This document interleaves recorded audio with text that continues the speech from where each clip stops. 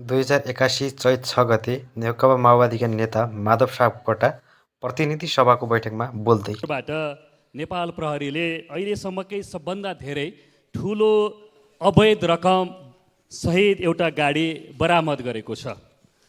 Dollar र euro गरेर करिब 25 करोड बराबरको नगद अवैध नगद बरामद भएको समाचारहरू बाहिर आएका छन्।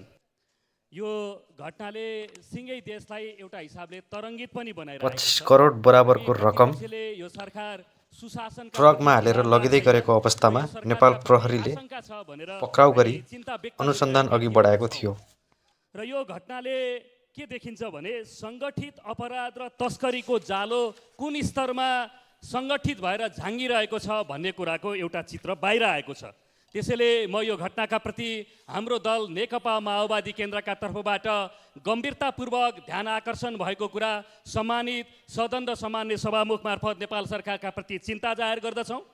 यो यति ठुलो मात्राको तस्करीको घटना चाहिँ उपल्लो तहको कनेक्सन नभइकन सम्भव छैन। यति ठुलो घटना माथिल्लो राजनीतिक तहको संलग्नता बिना सम्भव नरहेको कुरा माधव सापकोटाले बताइरहेका छन्। सभामुख महोदय, अहिलेसम्म यस्ता प्रकृतिका घटनाहरू यसमा संलग्न रहेका भरियाहरू ड्राइभरहरू मात्रै पक्राउ पर्दछन्।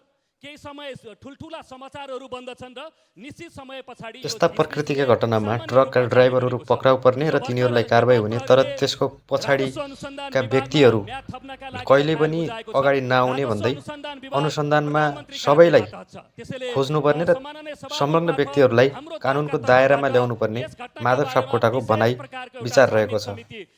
यो भिडियो माओवादीका नेता माधव सापकोटाले शून्य समयमा बोलेको अंश हो। तिनलाई कानुनी दायरामा ल्याउनका लागि जोरदार रूपमा माग गर्न चाहन्छु। धन्यवाद।